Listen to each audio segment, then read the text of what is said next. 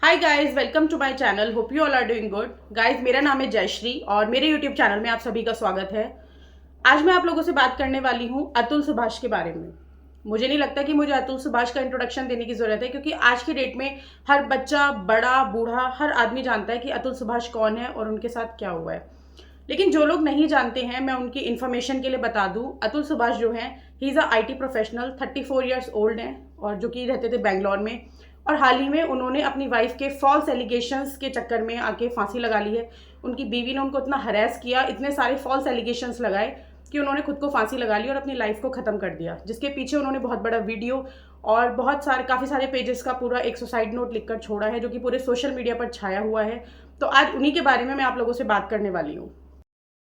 Guys, मुझे ना आज तक एक बात समझ में नहीं आई है कि जब किसी की शादी होती है और शादी के कुछ टाइम बाद हस्बैंड वाइफ में नहीं पट रही है और उनके फैमिली डिस्प्यूट्स होने स्टार्ट हो गए हैं, कुछ अनबन हो रही है, नोकझोंक हो रही है, और उनके जो ये डिस्प्यूट्स हैं जब कोर्ट में चले जाते हैं या फिर जब फैमिली तक पहुंच जाते हैं, तो हमेशा एक लेडी को ही अबला नारी के रूप में क्यों देखा जाता है।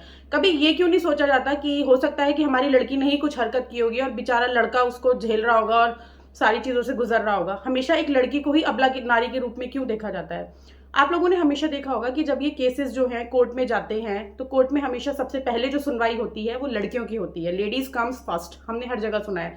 तो कोर्ट में भी क्या होता है कि सबसे पहले लेडीज की ही सुनी जाती है, जेंट्स को बोलने का मौका नहीं दिया जाता, जेंट्स की बहुत बाद में सुनी जाती है। अब सोचिए अतुल सुभाष के साथ इतने ऐसे क्या क्या गुजरा होगा कि उसको फांसी लगानी पड़ी। अब हमने अपने समाज में एक चीज और देखी है कि men's and women's are equal, both are equal. हम शुरू से सुनते आ रहे हैं कि भैया men's and women's are equal. तो मुझे ये समझ में नहीं आता ये इक्वालिटी तब कहाँ चली जाती है जब जेंट्स जो हैं, आपने दिल्ली NCR में देखा होगा कि दिल्ली से गुड़गांव बहुत लोग जो हैं जॉब करने जाते हैं, और जब वो अपनी 9 to 6 की शिफ्ट खत्म करके अपने घर वापस आ रहे होते हैं, तो मोस्टली क्या होता है, लेडीज होती हैं, जेंट्स होते हैं। तो जब मेट्रो में हम लोग देखते हैं कि लेडीज जो हैं वो जेंट्स को खड़ा कर देती हैं कि प्लीज बैठने दीजिए, और जेंट्स जो है बड़ा रिस्पेक्टफुल्ली खड़े हो जाते हैं और अपनी सीट जो है वो लेडीज को ऑफर कर देते हैं, दे देते हैं बैठने के लिए। तो आप मुझे एक बात बताइए, जब हम लोग ये स्लोगन लेके चलते हैं कि men's and women's are equal, हम किसी से कम नहीं है, जेंट्स और लेडीज जो है वो इक्वल हैं, तो जेंट्स के क्या 4 पैर हैं कि उनको वो खड़े होंगे तो वो थकेंगे नहीं, और लेडीज अगर खड़ी हो जाएंगी तो वो थक जाएंगी। तब ये इक्वालिटी कहाँ चली जाती है, क्या मुझे कोई बताएगा। हमने हमेशा देखा है कि लेडीज जो है मेट्रो में हमेशा जेंट्स को खड़ा कर देती हैं। कभी आपने ये देखा है कि किसी लेडी ने खुद बोला हो खड़े होके कि जेंट्स को कि प्लीज आप मेरी सीट पर बैठ जाइए। मैंने तो अपनी अभी तक की लाइफ में किसी को नहीं देखा। तो तब ये इक्वालिटी कहाँ चली जाती है। दूसरी चीज, हमेशा हमने ये सुना है कि एक मर्द की कामयाबी के पीछे एक औरत का हाथ होता है। कभी आपने ये सुना है कि एक औरत की कामयाबी के पीछे भी एक मर्द का हाथ हो सकता है। अब अगर हम अतुल सुभाष की बात करें तो इनकी वाइफ जो थी, उनको कुछ भी नहीं आता था, भले से ही उन्होंने बीटेक कर रखा था, लेकिन वो सिर्फ एक कस्टमर केयर सपोर्ट का काम करती थी।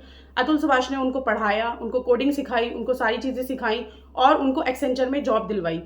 खुद उन्होंने अपने सुसाइड नोट में लिखा है कि कई दर्जनों कंपनियों में उनका इंटरव्यू कराया जिसमें वो नाकाम रही, लेकिन फिर भी उन्होंने हिम्मत नहीं हारी, अपनी बीवी को पढ़ा लिखा के इस काबिल बनाया कि उनकी एक्सेंचर में जॉब लग गई और वो अच्छे खासे पेपर थी।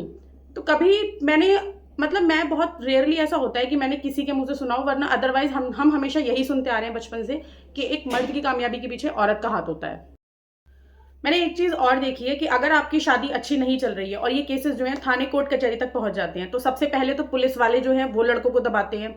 वो कोशिशें करते हैं कि लड़के दब जाएं और लड़कियों की हमेशा सुनी जाती है।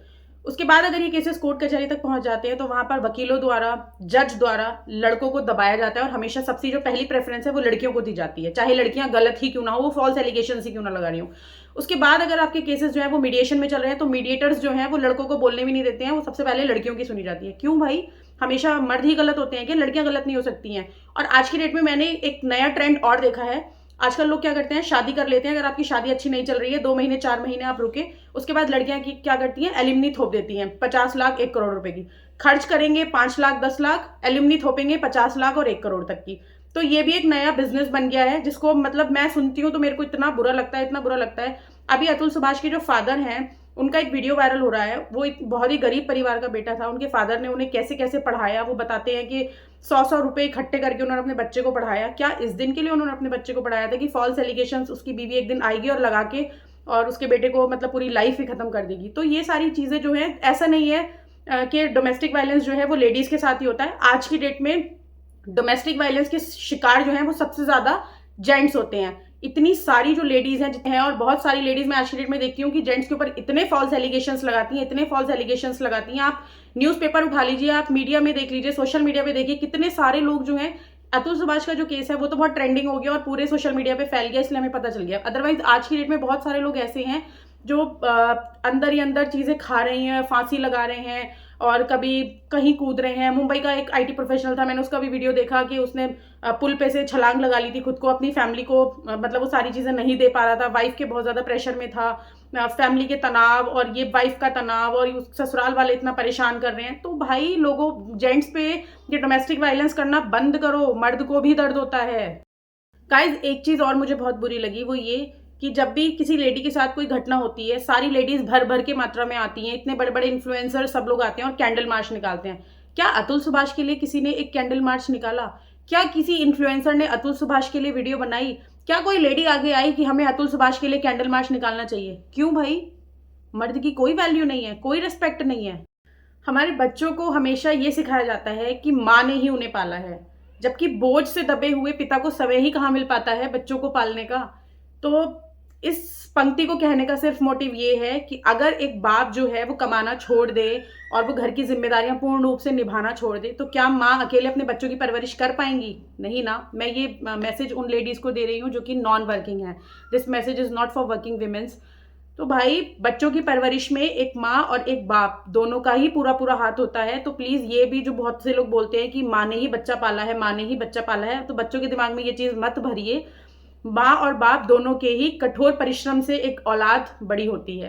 तो दोनों का ही पूर्ण रूप से पूरा पूरा परिश्रम होता है एक बच्चे की परवरिश में। अब आप ये सोचिए कि अतुल सुभाष पर कितनी कुछ गुजर रही होगी, कितना हैरेसमेंट हो रहा होगा जो उन्होंने ये कदम उठाया। एक तो वाइफ ने उनको इतना ज्यादा मेंटल टॉर्चर कर रखा था, ससुराल वालों ने इतना मेंटल टॉर्चर कर रखा था, ऊपर से जज भी मिली हुई थी। तो सोचिए उस बंदे की मतलब क्या स्थिति हो रही होगी कि उसको ये कदम उठाना पड़ा, जबकि वो प्रति माह अपनी वाइफ को 80,000 रुपए अपने बच्चे के खर्च के लिए दे रहे थे और खुद वो एक्सेंचर में जॉब कर रही थी, जिससे वो अपना भली भांति अपना पालन पोषण कर सकती थी खुद का और अपने बच्चे का। उसके बावजूद भी उन्होंने 3 करोड़ की एलिमनी ठोक दी। और बस क्या ही कहें, बस मेरी आप सभी लोगों से यही विनती है कि आप अपने हस्बैंड के साथ बिल्कुल भी, जो इस तरीके की लेडीज हैं, सब लेडीज के लिए नहीं है ये मैसेज, जो इस तरीके की हरकतें करती हैं वो प्लीज अपने हस्बैंड के साथ ये डोमेस्टिक वायलेंस करना बंद करें। खुद भी खुश रहें, अपने घर में जेंट्स को भी खुश रहने दें, उनको फालतू में स्ट्रेस ना दें। आदमी लोग जो है वो सुबह से शाम तक ऑफिस में होते हैं और घर पर आकर आप उनको इस तरीके का स्ट्रेस देती हैं, तो बहुत सारे लोग झेल जाते हैं, बहुत सारे लोग नहीं झेल पाते हैं। तो इस तरीके की जो चीजें हैं उनको प्लीज आप स्टॉप करें और अपने घर के जो भी जेंट्स हैं उनको इस तरीके का स्ट्रेस ना दें। अगर आपकी शादी अच्छे से नहीं चल रही है, कुछ भी आपका नहीं बन रहा है, तो प्लीज उसको नॉर्मल तरीके से उसको सेटल कर लें और इस तरीके का बखेड़ा ना करें, किसी की लाइफ हेल ना करें, किसी के बच्चे की लाइफ खराब ना करें।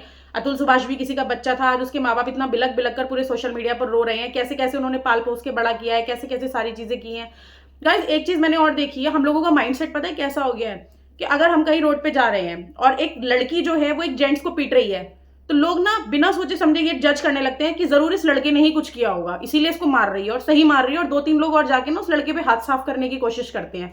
और यहीं अगर एक जेंट्स जो है वो एक लेडी को पीट रहा होगा ना, तो लोग कहेंगे हाँ लड़की पे हाथ उठा रहा है। कोई ये नहीं सोचेगा हो सकता है लेडीज ने कोई बदतमीजी की हो, तो लोग जाके ना फिर भी जेंट्स को मारेंगे। तो ये हमारा माइंडसेट बन गया है कि कहीं भी कुछ भी होता है तो हमेशा जेंट्स की ही गलती होगी, जो कि बहुत ही गलत चीज है। ये अपना माइंडसेट सब लोग चेंज करें, मैं तो आप लोगों से यही कहूंगी। और बाकी जितने भी लोग ये बोलते हैं men's and women's are equal, तो इस चीज का थोड़ा ध्यान भी रखें। मेट्रो में कहीं जा रहे हैं तो जेंट्स को भी सीट ऑफर करें, क्योंकि भगवान ने उनको 4 पैर देके पैदा नहीं किया है, वो भी थकते हैं, उनको भी दर्द होता है। और अगर आप इक्वालिटी की बात करते हैं तो सारी चीजों में इक्वल रहें। और बाकी जो भी लोग हैं जो मेरा वीडियो देख रहे हैं, लाइक करें, सब्सक्राइब करें चैनल को। और बाकी मैं आप सब लोगों से यही कहूंगी कि जो भी लोग, लास्ट में एक ही लाइन कहना चाहूंगी कि मेंस पे डोमेस्टिक वायलेंस करना बंद करें। Thank you so much.